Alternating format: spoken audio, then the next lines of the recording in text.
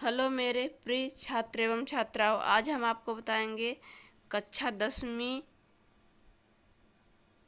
विषय हिंदी के महत्वपूर्ण खाली स्थान जो कि एमपी बोर्ड पर आधारित है। तो चलिए हम आपका समय ज़्यादा न लेते हुए हम आज खाली स्थान को शुरू करते हैं। तो जैसा कि यहाँ क्वेश्चन एक है, जयशंकर प्रसाद ने यहाँ जो खाली स्थान है महाकाव्य की रचना की। तो जयशंकर प्रसाद किस महाकाव्य की रचना किए हैं? कामायनी, पद्मावत। तो ये दो महाकाव्य हैं, तो इनमें से उनकी रचना हो जाएगी यहाँ पे खाली स्थान में कामायनी यहाँ हो जाएगा। फिर यहाँ पे हम दूसरा देखते हैं, बिहारी की रचना है। तो बिहारी की रचना कौन सी है? जगत विनोद बिहारी सतसई। तो इसमें से हो जाएगा इनकी रचना बिहारी सतसई, ये उनकी रचना है। फिर यहाँ पे तीसरा हम देखते हैं, विरह और वेदना की कवयित्री हैं। तो कौन है? यहाँ महादेवी वर्मा, सुभद्रा कुमारी चौहान। तो इसमें करेक्ट इसका हो जाएगा महादेवी जो वर्मा हैं वो विरह और वेदना की कवयित्री हैं। फिर यहाँ चौथा है क्वेश्चन 4, हिमालय की झीलों। यहाँ जिलों लिखा गया है लेकिन ये जिलों नहीं होगा बल्कि यहाँ पे हो जाएगा झीलों में कवि नागार्जुन ने यहाँ खाली स्थान तैरते हुए देखा है। तो किसको उन्होंने तैरते हुए देखा है? हिमालय की झीलों में कवि नागार्जुन ने किसको तैरते हुए? तो यहाँ हो जाएगा हंसों को तैरते हुए देखा है। फिर यहाँ है क्वेश्चन 5, साधु की जात नहीं पूछना चाहिए। यहाँ पे हो जाएगा पहुँचना है, लेकिन यहाँ पे गलत हो गया है। यहाँ पे हो जाएगा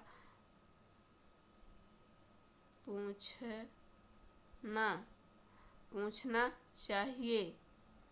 यहाँ पे ये गलत हो गया है। यहाँ पे साधु की जात नहीं पूछना चाहिए उसका, बल्कि क्या पूछना चाहिए?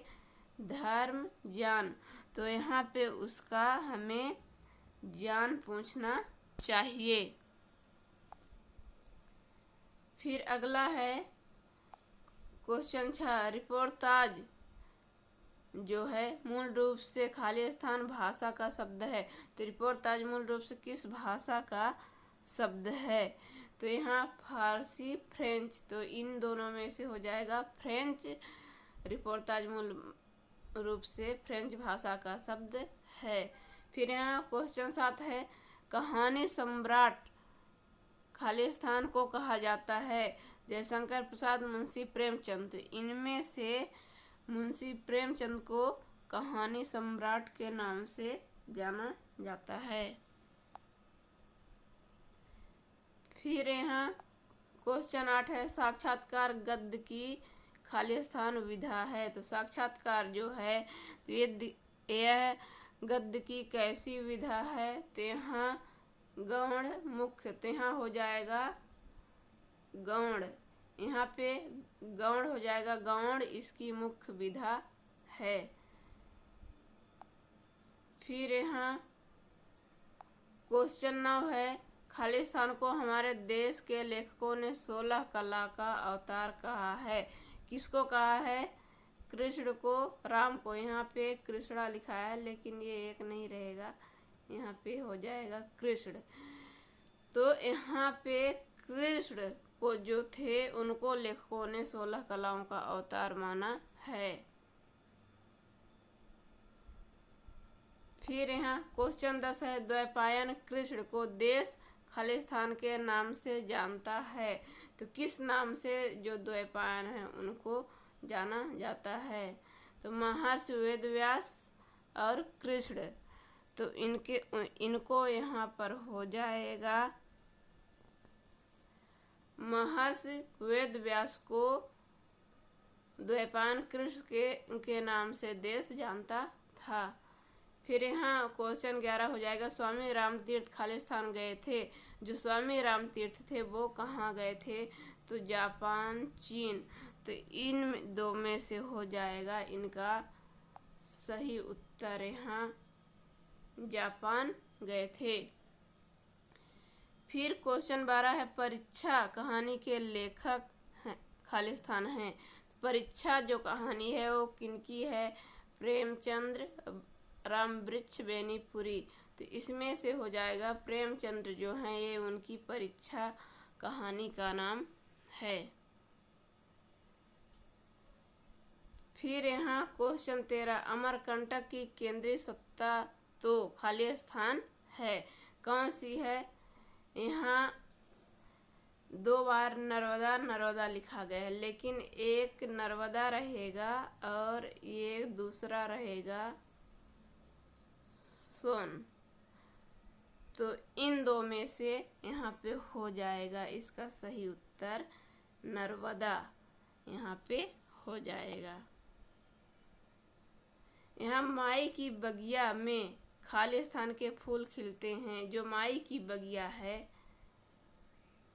अमरकंटक में, तो वहाँ किसके फूल खिलते हैं? गेंदा के, गुलाब का, वली।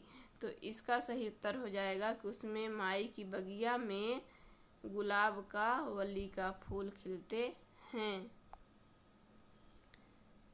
फिर यहाँ क्वेश्चन 15, निंदा का उद्गम खालिस्तान से होता है। निंदा का उद्गम कहाँ से होता है?